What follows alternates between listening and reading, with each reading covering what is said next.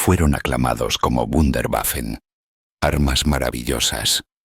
Hitler prometió que los cohetes V2 cambiarían el curso de la guerra, derramando venganza sobre Londres. Pero tras el humo y la propaganda se escondía una verdad tan devastadora, que incluso los líderes de Alemania intentaron enterrarla frente a su propio pueblo. La mañana comenzó en calma. Una fina niebla se deslizaba por las calles destrozadas del sur de Londres, apagando el sonido de los pasos sobre los adoquines húmedos. Los niños se sujetaban latas de racionamiento, las madres hacían cola por pan, y los obreros se apresuraban hacia fábricas ennegrecidas por años de bombardeos aéreos. Era rutina. La guerra había enseñado a la ciudad a resistir. Y entonces, sin previo aviso, la tierra se convulsionó. Un rugido desgarró el silencio, no desde el cielo sino desde las entrañas. Las ventanas estallaron antes de que alguien pudiera mirar arriba. El polvo ahogó gargantas. Los ladrillos cayeron como granizo y el fuego brotó del suelo. Vecinos que un instante antes charlaban desaparecieron bajo los escombros. A diferencia del zumbido de la Luftwaffe o del murmullo de las bombas voladoras V1, esta arma no dio señal alguna, ningún tiempo para ocultarse. Llegaba más rápido que el propio sonido. Un segundo la calle estaba viva. Al siguiente, era un cráter lleno de cuerpos retorcidos y cristales hechos añicos. Los sobrevivientes vagaban tambaleantes, con los oídos zumbando, cegados por las nubes blanquecinas de polvo de ladrillo. El olor acre del gas ardiendo se mezclaba con el sabor metálico de la sangre. Los gritos resonaban por los callejones, pero ningún avión giraba sobre sus cabezas, ninguna sirena había sonado. La muerte había caído de un cielo despejado. Para los civiles que habían soportado 5 años de bombardeos, este nuevo terror era peor que el Blitz. Al menos entonces escuchaban la aproximación de los bombarderos. Se refugiaban en los refugios, sabían cuándo llegaba el peligro. Ahora la destrucción aparecía invisible, inesperada, dejándolos indefensos. Golpeó como el puño de Dios, escribió un sobreviviente, contemplando el cráter que se había tragado su calle. La propaganda alemana celebró el momento. Los periódicos de Berlín anunciaban la llegada del Vergeltungswaffe 2, el arma de venganza número 2. El propio Hitler lo proclamó como prueba de que la ciencia alemana vengaría a la patria. El mensaje era claro. Aquel cohete era imparable, una lanza del destino arrojada a través del canal. Londres no sería doblegado por ejércitos, sino por una tecnología más allá de la comprensión. La realidad, sin embargo, se medía en miedo más que en victorias. En Londres, los niños se negaban a jugar al aire libre. Las madres abrazaban a sus bebés con más fuerza, atormentadas por la idea de que en cualquier momento el suelo podía estallar bajo sus pies.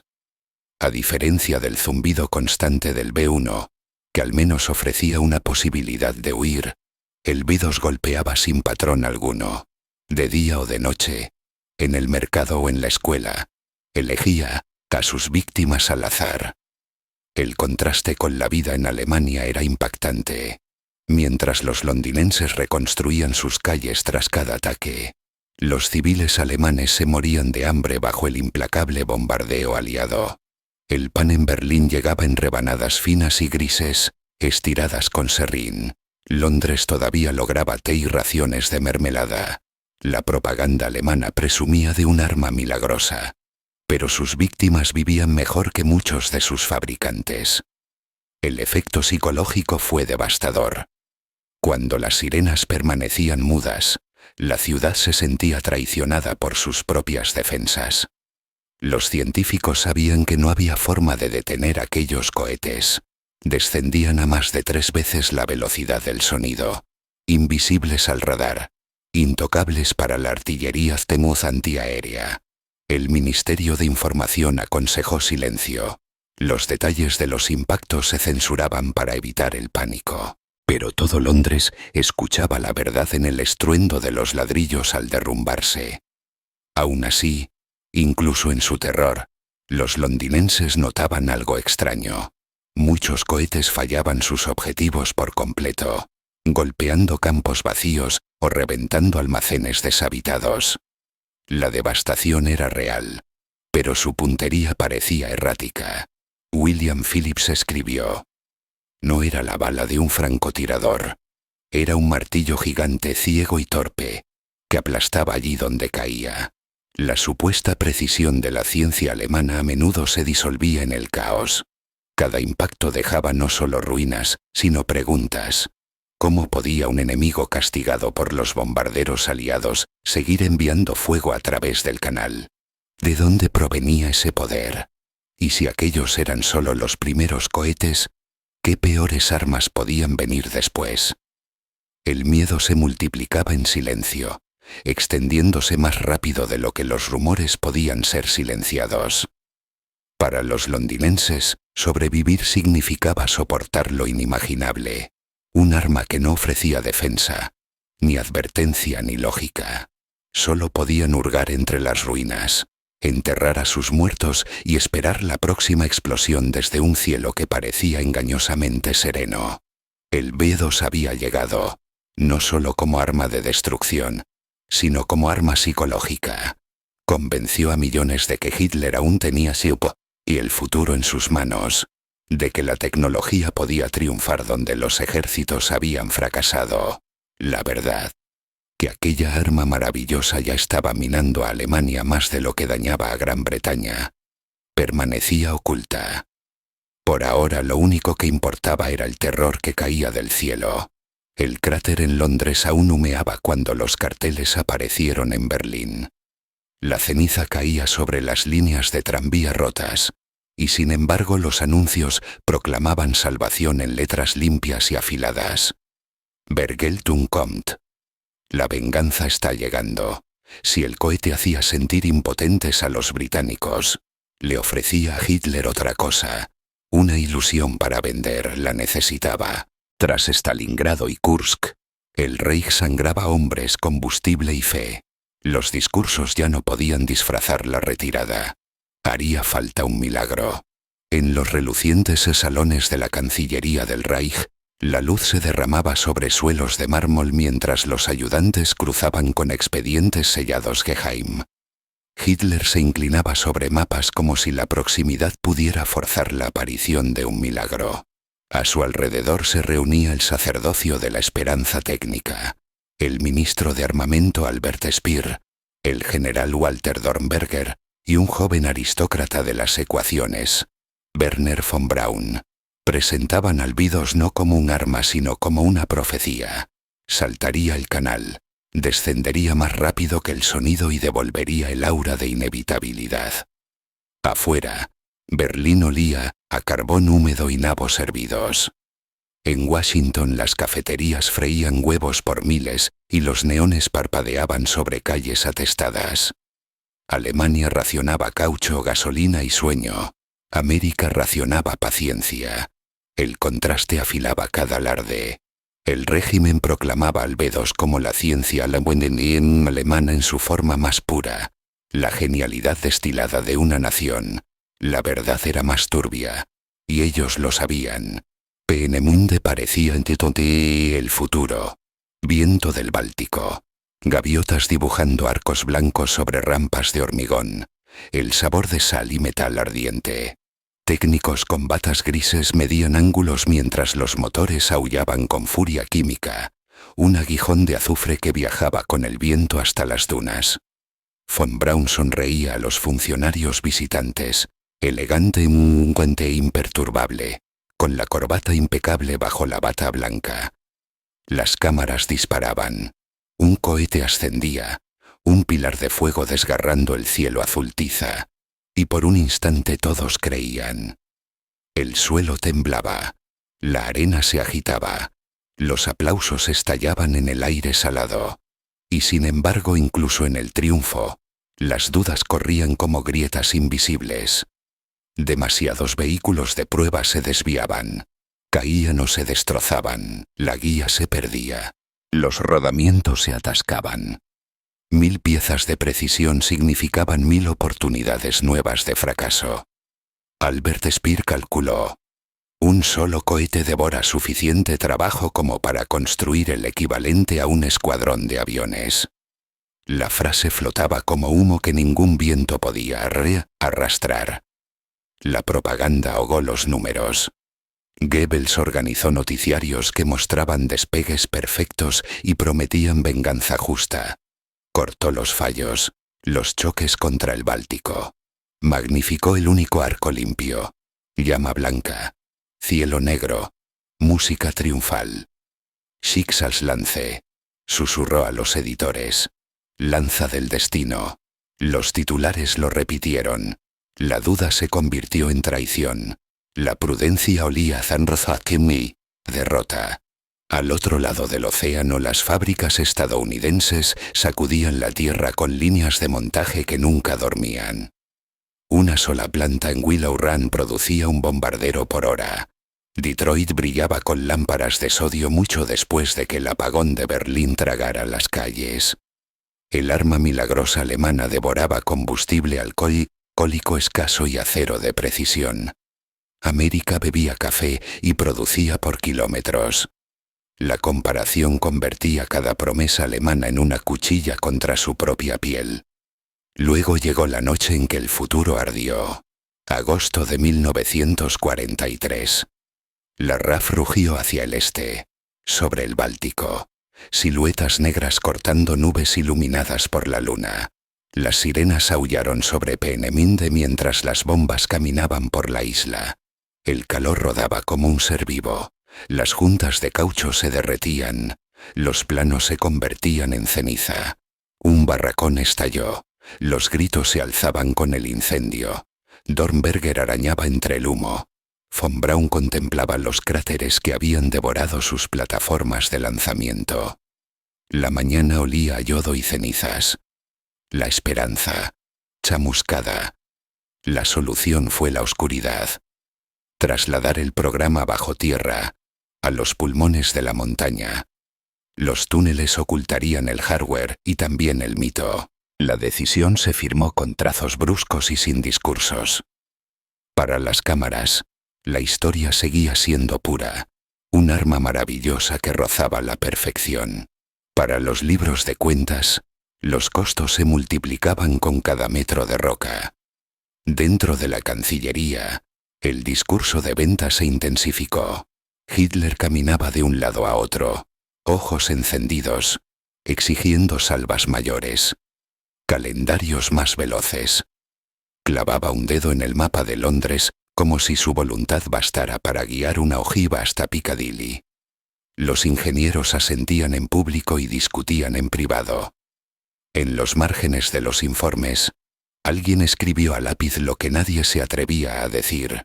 La precisión es una esperanza, no un hecho. Joseph Goebbels proclamó: un cohete equivale a 1000 bombarderos. En miedo, en destino en el alma. La frase sonaba como trueno y ocultaba su vacío. El aire frío del Báltico regresaba, trayendo sal y el recuerdo de la gasolina. En los días de prueba que sobrevivían a los bombardeos, las tripulaciones aún sentían el viejo impulso, la cuenta regresiva murmurada entre manos en copa, la ignición como una puerta de horno pateada, la piel del cohete encendiéndose como amanecer en los primeros segundos de vuelo. Luego llegaba la duda, fiel como una sombra. ¿Había seguido la trayectoria? ¿Se había volcado? Aceptaban los dioses de la balística la ofrenda.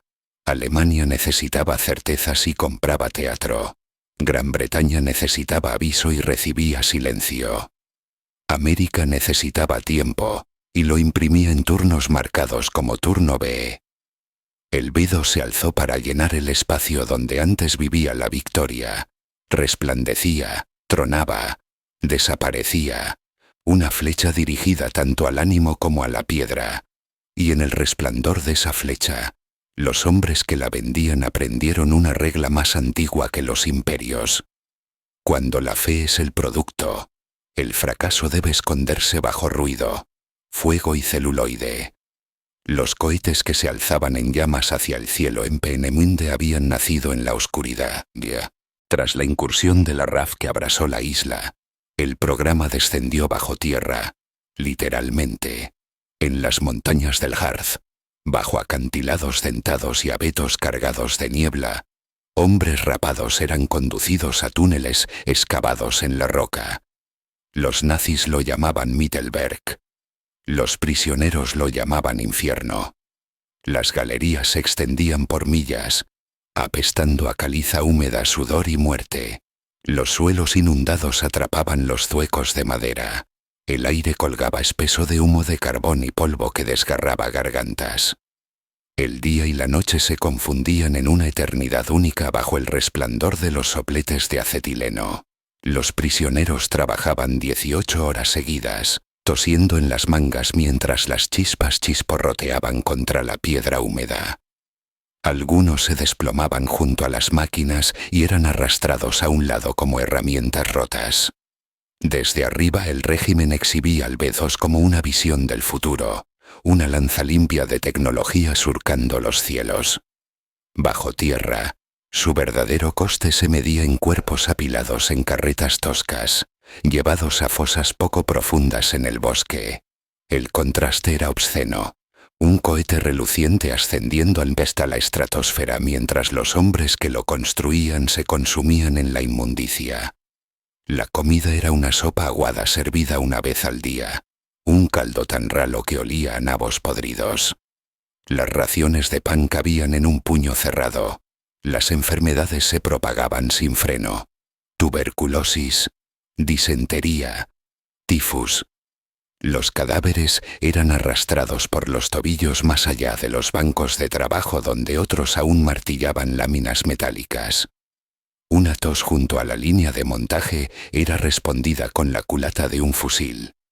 Se estima que 20.000 prisioneros murieron en Mittelbau-Dora, más de los que los cohetes mataron jamás en Londres o Amberes. Las cifras por sí solas no podían captar el horror. Eugene Kogon lo narró así. Por cada cohete que volaba, 10 hombres eran consumidos como carbón en un horno. La frase capturaba la aritmética grotesca, la tecnología equilibrada sobre cenizas humanas. En América, las fábricas resonaban con música de altavoces.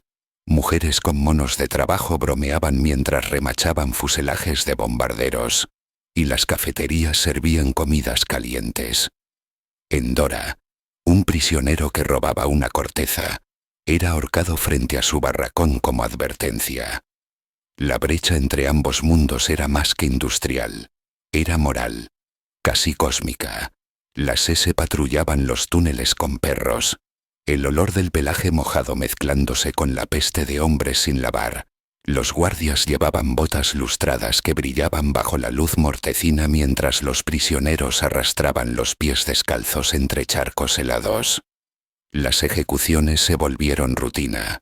Un hombre demasiado débil para levantar una pieza era colgado de una grúa, su cuerpo balanceándose sobre las máquinas a las que ya no podía servir. Los demás seguían trabajando bajo él, con la vista fija en tornillos y remaches, fingiendo no ver. Incluso von Braun, el rostro elegante del programa, caminó por esos túneles. Vio los cadáveres, oyó la tos, conocía la verdad. Más tarde alegaría impotencia, insistiendo en que su atención era técnica, no moral. Pero la visión de esqueletos con uniformes a rayas ajustando tuberías de combustible bajo focos quedó grabada en la memoria. Nadie que anduvo allí salió intacto. La crueldad tenía su propia eficiencia. Con cada derrumbe, llegaba otro transporte desde Buchenwald. Mano de obra esclava reemplazaba hoy a mano de obra esclava. Los túneles engullían miles sin frenar la producción. El Reich prometía venganza desde el cielo. Pero sus armas milagrosas eran construidas por hombres cuyas uñas se partían contra el acero oxidado, cuyas costillas sobresalían bajo la piel, cuyo último aliento empañaba el aire húmedo de la cueva antes de que el silencio los tragara. La ironía era insoportable. Un arma diseñada para parecer el triunfo de la ciencia moderna era en verdad la más medieval de las herramientas, forjada en cadenas y sangre. Mientras Alemania declaraba progreso, su mayor proyecto no era más que una mina de muerte disfrazada de fábrica. En Dora, el estrépito del metal nunca cesaba. Martillos retumbaban contra vigas, ecos sobre ecos, cada golpe cargando el peso de vidas ya perdidas. En la superficie, los carteles proclamaban destino y salvación. Bajo tierra, los prisioneros miraban las bóvedas de hormigón y se preguntaban si los cohetes que construían llegarían a matar a tantos enemigos como camaradas. Habían muerto ya. La verdad ya estaba escrita en esos túneles. El B-2 no era solo un arma, era una tumba que se lanzaba hacia el cielo, dejando a sus constructores enterrados en las sombras. Los cohetes construidos en los túneles de Dora se alzaron hacia el cielo con una promesa aterradora, pero sus trayectorias revelaron otra verdad. Sí, el arma milagrosa que Hitler exhibían ante el Reich era, en la práctica, un gigante torpe. Cuando los primeros B-2 golpearon Londres en septiembre de 1944, el pánico recorrió la ciudad. Sin embargo, pronto aquel pánico se transformó en un cálculo sombrío. El lugar donde caían los cohetes tenía poco sentido. Uno atravesó un mercado callejero abarrotado en Chiswick, reduciendo los puestos de verduras a ceniza, esparciendo zapatos, sombreros y cuerpos destrozados sobre los adoquines. Otro cayó corto, abriendo un cráter en un campo vacío y matando tan solo a una vaca. Los sobrevivientes permanecieron incrédulos. El olor de castañas asadas, antes dulce y festivo, se mezclaba con el hedor sofocante de carne quemada. Las madres escarbaban entre los escombros buscando a sus hijos, con los dedos en carne viva y sangrantes, mientras los equipos de rescate cavaban con palas y manos desnudas. El silencio que seguía a cada impacto resultaba insoportable, roto únicamente por gritos que sonaban más a gruñidos que a voces humanas.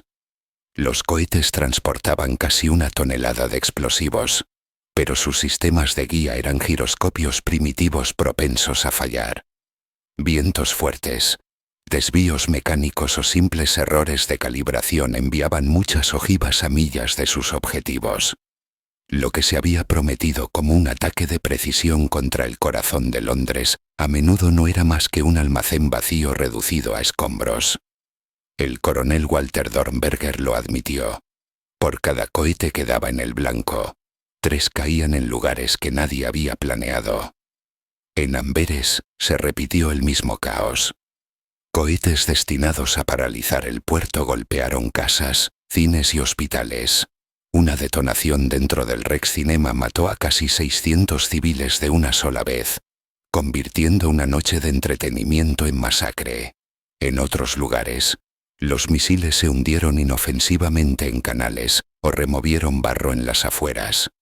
Los sobrevivientes vagaban por calles llenas de humo, sintiendo el suelo estremecerse antes de que sus oídos alcanzaran a registrar el sonido, oyendo el vacío inquietante de las sirenas. Los londinenses empezaron a notar lo absurdo. Un arma que debía aterrorizar con su precisión terminaba mostrando sus fallos. Tiendas intactas a unas pocas calles reabrían horas después de un ataque. Los autobuses desviaban sus rutas alrededor de los cráteres y seguían funcionando. La capital se negaba a dejar de respirar. Y sin embargo cada impacto dejaba una cicatriz. Pequeños funerales en iglesias bombardeadas, muebles esparcidos sacados de entre ruinas, un anciano sosteniendo un álbum de fotos quemado bajo la lluvia. En Berlín, la maquinaria propagandística ignoraba los fracasos. Los noticiarios mostraban cohetes surcando el cielo, pero nunca las consecuencias de su descenso. Goebbels aseguraba al pueblo alemán que Londres estaba en ruinas, que el enemigo temblaba bajo el martillo del destino. La realidad era otra. Los cohetes mataron a miles, pero nunca quebraron la voluntad enemiga. Al contrario, reforzaron la resolución aliada. El contraste entre ambos bandos no podía ser más agudo. Las familias alemanas se apiñaban en sótanos, royendo pan de nabos mientras esperaban que un arma milagrosa cambiara su suerte. Al otro lado del Atlántico, los periódicos estadounidenses se burlaban de los cohetes llamándolos fuegos artificiales caros, mientras las fábricas de Detroit producían bombarderos por cientos. Un solo cohete consumía tanta mano de obra y combustible como varios bombarderos, y sin embargo su poder destructivo apenas igualaba el de una incursión aliada. En las calles de Londres, el miedo empezó a transformarse en ira. Los sobrevivientes maldecían no solo a los nazis, sino también la inutilidad de su sufrimiento. Perder un hijo bajo los escombros sin ningún propósito militar parecía menos guerra y más locura. Los cráteres eran anchos, las explosiones atronadoras, pero la estrategia estaba vacía. Entre los civiles crecía la sensación de que los cohetes eran menos armas que berrinches, violentas expresiones de la desesperación alemana. Aún así, el terror de lo aleatorio hacía la vida insoportable. Una caminata matinal para comprar pan podía terminar en aniquilación. Una salida al cine podía convertirse en pira funeraria. No había defensa, ni aviso, solo la nauseabunda certeza de que en cualquier segundo la tierra podía estallar. Para familias ya agotadas tras años de guerra, el B-2 representaba algo singularmente cruel, la muerte sin sentido. La verdad corroía a ambos bandos. Para los aliados los cohetes eran temibles pero estratégicamente inútiles. Para los alemanes, eran la prueba de que la propaganda había sustituido a la realidad. En cada cráter, en cada cuerpo sacado del polvo, la colisión entre promesa y fracaso se volvía imposible de negar. El B-2 no era el arma maravillosa que ganaría la guerra. Era un monumento a la futilidad, escrito en humo sobre Londres y Amberes. Los cráteres humeantes de Londres y Amberes contaban una historia. Los búnkeres abandonados de Alemania contaban otra. Cuando las tropas aliadas avanzaron más profundamente en el Reich en 1945, tropezaron con pruebas que dejaron mudos incluso a los veteranos más endurecidos. Bajo bosques de pinos y pueblos en ruinas, encontraron almacenes repletos de piezas de cohetes, planos cubiertos con meticulosa escritura alemana y túneles que aún olían a aceite, sudor y muerte. El mito del B-2 como un milagro quirúrgico se derrumbó en el instante en que los estadounidenses vieron la magnitud de su maquinaria. Los soldados esperaban un laboratorio. Lo que descubrieron se parecía más a un imperio de desechos. Vigas de acero más gruesas que el torso de un hombre, depósitos de combustible del tamaño de graneros, cajas de giroscopios, cables, bombas y válvulas yacían esparcidos en naves de montaje que se extendían más allá de lo que alcanzaba la vista. Los ingenieros que acompañaban a las tropas silbaban bajo, pasando las manos por las aleaciones pulidas. El enemigo había vertido océanos de recursos en aquellas armas, cada cohete devorando suficiente mano de obra y material como para construir una docena de aviones. Las revelaciones se multiplicaron cuando capturaron a los científicos.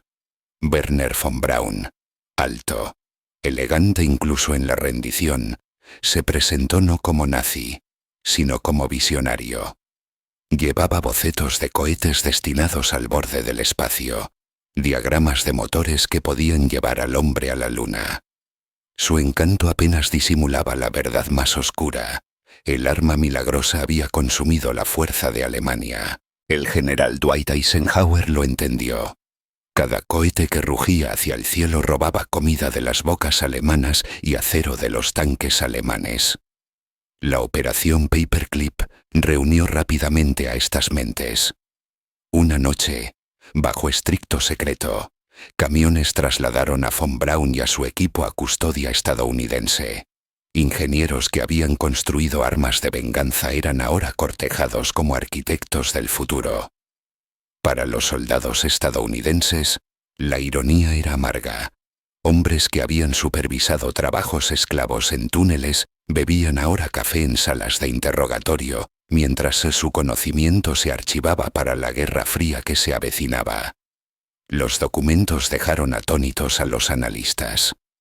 Cada BIDOS exigía 200.000 horas de trabajo, toneladas de acero de alta calidad y mezclas de combustible destiladas de preciosas reservas de alcohol que podrían haber mantenido en vuelo a los aviones. En Estados Unidos, esos mismos recursos se multiplicaban en una producción interminable. Jeeps, tanques, bombarderos saliendo de las cadenas de montaje. En Alemania, se canalizaban hacia armas que con demasiada frecuencia se desviaban de curso y explotaban en campos vacíos. El contraste no podía ser más brutal. La fábrica de Willow Run en América producía un bombardero B-24 cada 63 minutos, mientras Alemania luchaba durante semanas para terminar un solo cohete. Los aliados confiaban en vehículos baratos y robustos que podían repararse en campos embarrados. Alemania apostaba por máquinas tan complejas que devoraban su propia cadena de suministros. El B-2 había sido una maravilla. La propaganda, pero un parásito en la realidad. Al recorrer las naves de cohetes capturadas, los oficiales estadounidenses notaron el silencio inquietante. Las cintas transportadoras estaban congeladas a medio movimiento. Cohetes inacabados yacían como gigantes caídos sobre los andamios, sus pieles plateadas reflejando las linternas de los soldados que los pinchaban con bayonetas. El aire olía a grasa, piedra fría y moho. Montones de documentos revelaban cifras escalofriantes. Más de 6.000 cohetes producidos. Y aún así su efecto combinado palidecía frente a una sola incursión de bombardeo aliado. El asombro se profundizó cuando aparecieron los informes de Dora. Testimonios de prisioneros describían miles de muertos, apilados como madera en túneles excavados para la producción de cohetes. Los ingenieros sonreían en la superficie mientras los cadáveres eran arrastrados abajo. Los estadounidenses comprendieron que el arma más avanzada de Alemania se había construido sobre hambre y terror. Un logro comprado con sangre, no con brillantez. Lo que Hitler había ocultado a su propio pueblo quedaba ahora expuesto. Los cohetes habían vaciado a Alemania, mientras Berlín se moría de hambre y las divisiones Panzer permanecían inmóviles por falta de combustible. El Reich canalizaba sus últimas fuerzas en máquinas que solo impresionaban en el celuloide. Los estadounidenses, hojeando planos a la tenue luz de oficinas capturadas, vieron la verdad en ecuaciones simples. El B-2 no era un camino hacia la victoria, era un monumento a la desesperación.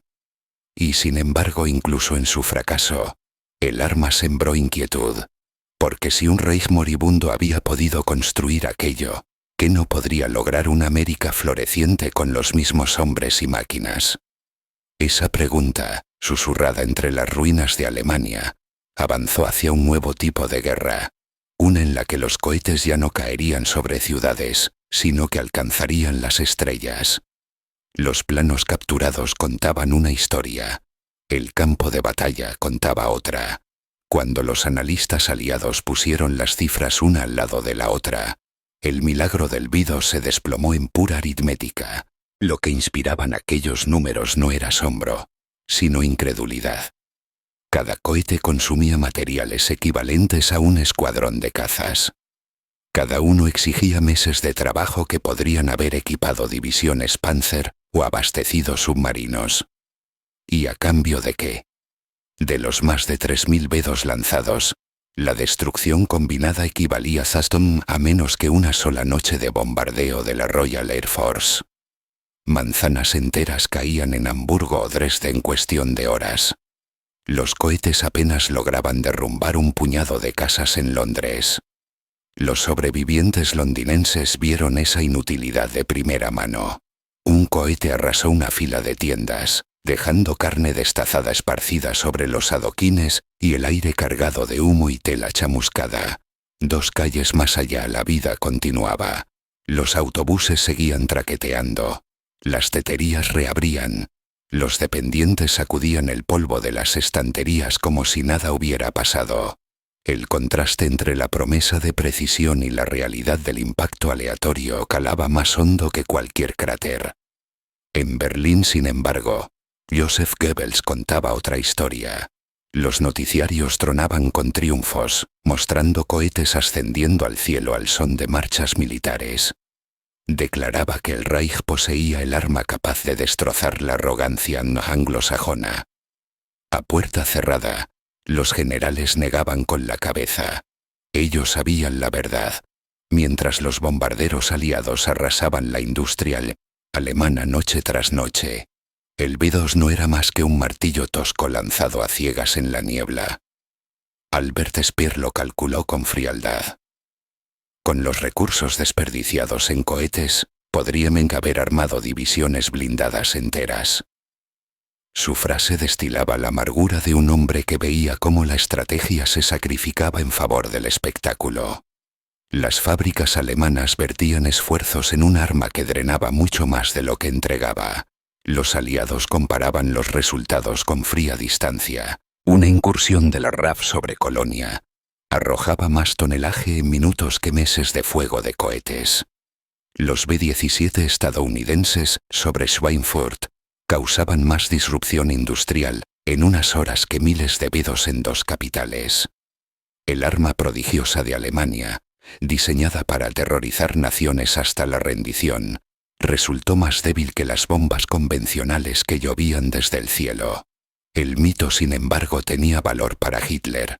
En sus discursos proclamaba que la venganza ya había comenzado, que los cohetes representaban el amanecer de una nueva guerra tecnológica.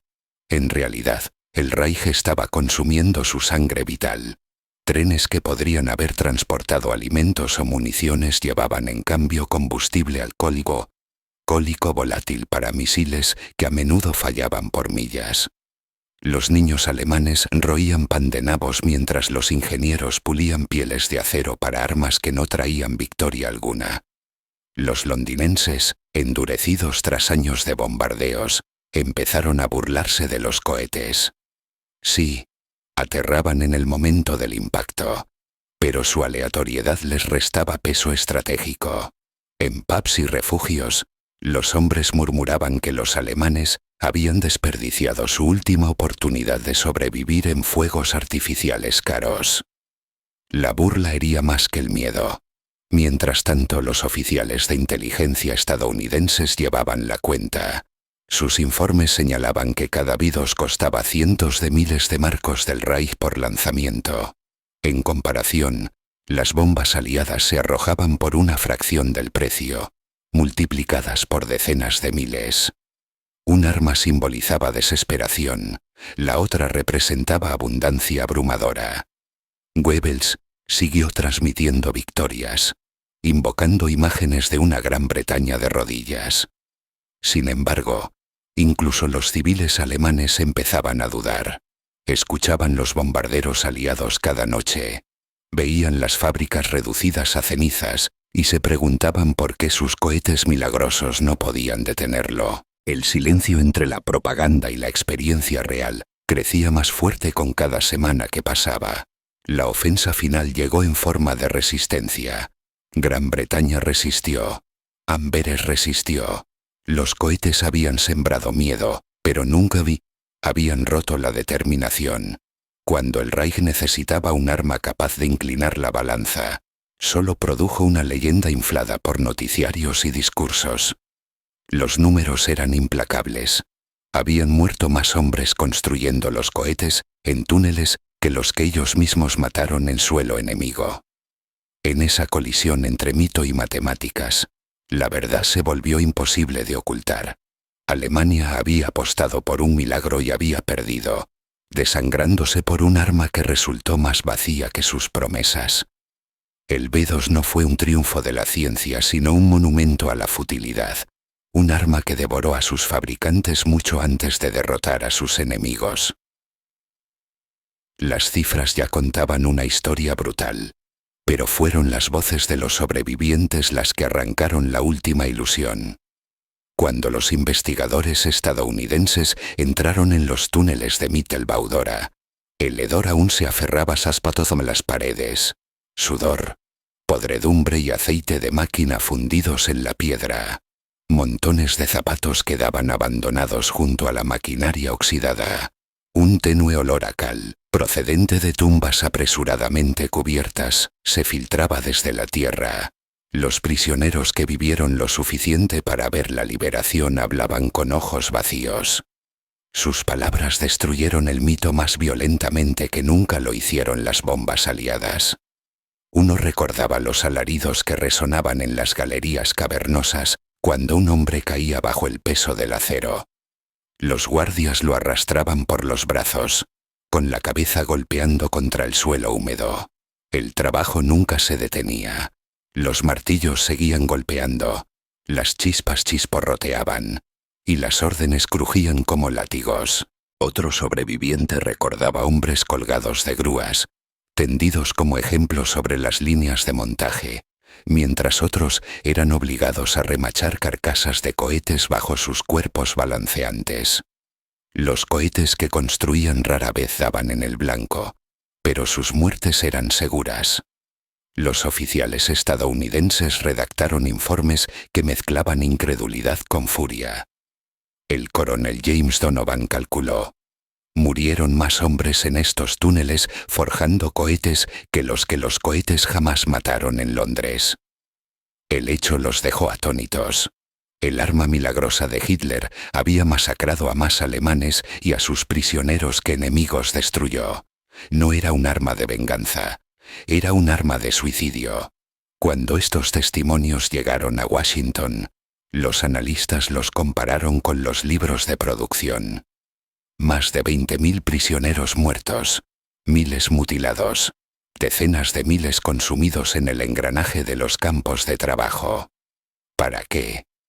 La campaña del B-2 había matado a menos de 10.000 civiles en Gran Bretaña y Bélgica en conjunto. La escala del desperdicio era monstruosa. Para los estadounidenses, confirmaba lo que sus bombarderos ya sugerían. La maquinaria bélica alemana había dejado de ser racional y se había vuelto caníbal. El contraste con la industria aliada era brutal. En Detroit, los trabajadores regresaban a casa cada noche a cenas calientes y jazz en la radio. En Dora, los hombres se desplomaban sin vida en el barro, con rostros irreconocibles bajo la mugre, vientres hinchados de hambre. El mismo acero que levantaba puentes en Chicago se retorcía allí en tanques de combustible que llevaban la muerte a quienes los forjaban. América construía vida. Alemania cavaba su tumba. Los prisioneros describían noches en que los túneles temblaban, no por bombas aliadas, sino por techos que se desplomaban, enterrando vivos a los trabajadores. El polvo llenaba los pulmones. Los gritos se cortaban a media respiración, y los sobrevivientes eran obligados a desenterrar cadáveres antes de reanudar sus turnos. Los cohetes avanzaban en carros tirados por hombres medio muertos de hambre, sus esqueletos tensándose contra cadenas mientras los guardias de las SS ladraban órdenes. El arma prodigiosa brillaba con pulido mientras los hombres que la construían se reducían a sombras. Cuando los científicos estadounidenses examinaron los propios cohetes, quedaron impresionados por su complejidad. Ingeniería de precisión, metalurgia avanzada, giroscopios adelantados a su tiempo. Todo impresionante, todo desperdiciado. Cada soldadura perfecta llevaba el eco de la tos de un prisionero. Cada carcasa pulida, la memoria de manos temblando de fiebre. La sofisticación solo profundizaba el horror. Tanta brillantez encadenada a tanta crueldad. Y para nada. Incluso algunos alemanes admitieron la verdad. Albert Speer confesó en privado que el programa B-2 había sido un error de escala trágica. Los generales se desesperaban al ver divisiones enteras morir de hambre de combustible mientras miles de toneladas de alcohol y acero desaparecían en cohetes que golpeaban al azar. El silencio alrededor de esas dudas, impuesto por la propaganda y el miedo, era en sí mismo un signo de colapso. Para los prisioneros que sobrevivieron Dora, la liberación tuvo un sabor amargo. Habían soportado hambre, palizas y enfermedades para construir armas que casi no habían logrado nada. Algunos apenas podían caminar cuando se tambalearon hacia la luz del sol, con el cielo sobre ellos vasto y aterradoramente abierto. Lloraban no de alegría sino de agotamiento. Los cohetes no habían conseguido quebrar a Gran Bretaña, pero sí habían destruido a miles de seres humanos que jamás eligieron luchar. Este fue el clímax de la historia del B-2, un arma que reveló la implosión del Reich, no su triunfo. El milagro de Alemania resultó ser un espejo, reflejando su propio colapso sobre sí mismo. En los túneles de Dora, entre gritos y silencio, la verdad desgarradora era innegable. El B-2 había matado a más de sus constructores que de sus objetivos. Y en esa revelación estaba la prueba final de que la última apuesta de Hitler siempre había sido una mentira. Los testimonios de Dora no dejaron lugar a ilusiones. El arma milagrosa no había salvado a Alemania, la había devorado. Lo que Hitler prometió como venganza se reveló como futilidad, un acto final de teatro representado para un imperio en derrumbe. El desenlace de la guerra no se decidió en túneles secretos, sino en las líneas de suministro, en los suelos de las fábricas y en los interminables convoyes que cruzaban el Atlántico. El B-2 simbolizaba todo lo que estaba mal en la estrategia del Reich, un brillo tecnológico encadenado a una bancarrota logística, mientras Alemania apostaba por un único arma capaz de alterar el destino. Los aliados confiaban en los números, en la organización y en la producción. Los trenes de carga retumbaban a través de América, sus vagones repletos de acero, alimentos y combustible. En Gran Bretaña, los muelles tronaban con la descarga de barcos Liberty, sus grúas chirriando mientras balanceaban cajas de municiones hacia camiones en espera. Mientras tanto, en Alemania, los civiles hacían cola por pan de nabos, temblando bajo techos bombardeados, obligados a creer en cohetes que ni siquiera daban en el blanco. El contraste era demoledor. Un bando prometía supremacía con armas milagrosas.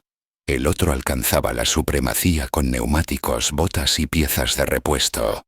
Los aliados construyeron un sistema logístico tan vasto que podía reemplazar pérdidas más rápido de lo que Alemania era capaz de infligirlas. Winston Churchill lo entendió. Las guerras no se ganan con dispositivos secretos, sino con barcos con petróleo, con acero. La frase cortaba más profundo que cualquier cráter, porque explicaba por qué un superarma se había derrumbado ante la aritmética. El mito de la ciencia alemana nunca fue más hueco que en 1944-45. Los ingenieros perfeccionaban cohetes que rozaban el borde del espacio, pero no podían mantener alimentados o abastecidos a sus soldados. Una sola incursión de bombarderos estadounidenses causaba más daño real en las ciudades alemanas que miles de B-2 en Gran Bretaña. Alemania alargaba la mano hacia las estrellas mientras se moría de hambre en la tierra. Goebbels seguía hablando, Mojese seguía hablando de destino. Decía a su pueblo que Londres temblaba, que el Reich había encontrado su salvación en el fuego y el trueno. Pero la verdad se filtraba por las grietas. Los generales alemanes murmuraban que el cohete era un juguete caro. Los civiles veían a los bombarderos aliados sobrevolando cada noche y se preguntaban por qué su arma milagrosa no los detenía. La fe en las promesas de Hitler se pudría más rápido que las paredes de sus casas en ruinas. Para los aliados el B-2 tenía otro significado. Demostraba lo desesperado que estaba su enemigo. Cada lanzamiento no era una muestra de fuerza, sino de debilidad. Un Reich dispuesto a quemar sus últimos recursos en armas que producían titulares, pero no victorias. Y sin embargo los estadounidenses, que estudiaban los diseños capturados, sabían que la historia no había terminado. Aquellos cohetes, fracasos en 1945, señalaban hacia una nueva era de guerra y de exploración espacial, que definiría las décadas siguientes. Pero en el crisol de la Segunda Guerra Mundial, la lección estaba clara. La propaganda no podía superar a la producción. Los cohetes construidos en túneles con trabajo esclavo jamás podían competir con fábricas que zumbaban de actividad con trabajadores libres, alimentados, descansados y motivados. Alemania buscaba atajos, milagros, un único golpe que cambiara la historia. Los aliados confiaron en el engranaje de la logística, en el martillo constante de la industria, en el paciente fluir de barcos, camiones y trenes. Y en ese engranaje aplastaron al Reich. Al final, el B-2 no se alzó como prueba del poder alemán, sino como una lápida para su ambición. El arma que debía aterrorizar al mundo se convirtió en el símbolo más claro del colapso. Lo que pretendía al anunciar la victoria proclamó, en cambio, la desesperación. La moraleja estaba escrita en las ruinas. Las guerras no se ganan con sueños de maravilla, sino con la fría aritmética del suministro, del trabajo y de la verdad. Alemania apostó por la ilusión. Los aliados apostaron por la realidad. Y en 1945, la realidad ganó. La lección del B-2 parecía escrita en cifras y fábricas, pero su eco más agudo vivía en las palabras de quienes lo padecieron. Entre los escombros de Londres, los diarios recogían momentos tan pequeños y humanos que herían más que las estadísticas. Un sobreviviente escribió a la luz de una vela tras arrastrarse fuera de un cráter en Balham High Road, con la pluma temblando sobre la página. Oligas, pelo quemado y el humo de mi propia casa. Cavamos por mi hermana con nuestras manos hasta que la piel se abrió. Ya no estaba. La calle había desaparecido. Y sin embargo los autobuses siguen circulando. El mundo insiste en avanzar, incluso cuando nuestras vidas se detienen. En Dora, trozos de papel escondidos bajo la piedra revelaban otra voz. Un prisionero garabateaba bajo una luz mortecina, usando lápices robados y gastados. Construimos los cohetes, enterramos a los muertos, a veces ambas cosas en la misma hora. Las paredes rezuman agua, el aire sabe a óxido. Escucho a los hombres gritar de noche, no solo de dolor, sino de la certeza de que el cohete que ayudaron a ensamblar matará a desconocidos mientras ellos se pudren en cadenas. ¿Alguien sabrá que existimos? ¿Alguien sabrá que construimos nuestros propios ataúdes disfrazados de misiles? Sus notas nunca vieron la luz del día, hasta después de la guerra. Para los estadounidenses que revisaban estos testimonios, la ironía era casi insoportable. El mayor Charles Davis lo entendió. El cohete fue más exitoso matando alemanes que matándonos a nosotros. La verdad desnuda golpeaba más fuerte que las bombas. Un arma concebida para aterrorizar al enemigo se había convertido en un espejo, reflejando la autodestrucción del Reich. El contraste con la vida aliada era despiadado.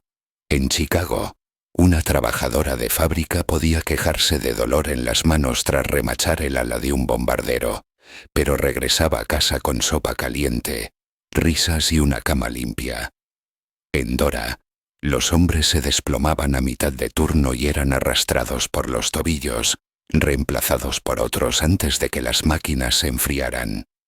Un mundo construía armas con abundancia, el otro con cadáveres. Cuando la guerra terminó, el silencio llenó los túneles. El agua goteaba sobre raíles abandonados. Las ratas mordisqueaban raciones olvidadas. Las máquinas permanecían inmóviles, con sus armazones de acero fríos como tumbas. Los sobrevivientes salieron tambaleantes al aire libre, cubriéndose los ojos de una luz solar que les parecía un arma tras años bajo tierra. Algunos besaban el barro, demasiado débiles para ponerse de pie. Habían sobrevivido a los cohetes, aunque no a sus recuerdos. En Londres, la gente reconstruía ladrillo a ladrillo. Los niños volvían a jugar en parques marcados por cráteres. El miedo a una muerte repentina y silenciosa se desvanecía poco a poco. reemplazado por el zumbido de tranvías y el silbido de trenes. Sin embargo, quedaban cicatrices, sillas vacías en las mesas, habitaciones silenciosas donde antes resonaba la risa. El B2 no había destruido la ciudad, pero había abierto huecos en su corazón. La pregunta persistía en cada calle en ruinas y en cada recuerdo marcado. ¿Valió la pena? ¿Valieron la pena el sacrificio de miles en los túneles, la muerte de civiles bajo el fuego y los ríos de recursos invertidos en cohetes para los escasos cráteres que dejaron atrás? La respuesta estaba en las ruinas de Berlín, en las cenizas de Dora y en la serena determinación de los londinenses que sorbían té entre los escombros. El B2 no cambió la guerra, no trajo la victoria, se convirtió en cambio, y tenemos uno en la confesión final de la desesperación nazi. Un arma que revelaba debilidad y no fuerza. Una máquina diseñada para sembrar terror terminó demostrando que el terror, por sí solo, no gana guerras. Y en los diarios que quedaron atrás, la verdad quedó grabada para siempre. Un arma aclamada como el futuro de la guerra había escrito, en realidad, la esquela de una nación. Alemania había intentado alcanzar los cielos, pero al hacerlo, se enterró a sí misma bajo tierra.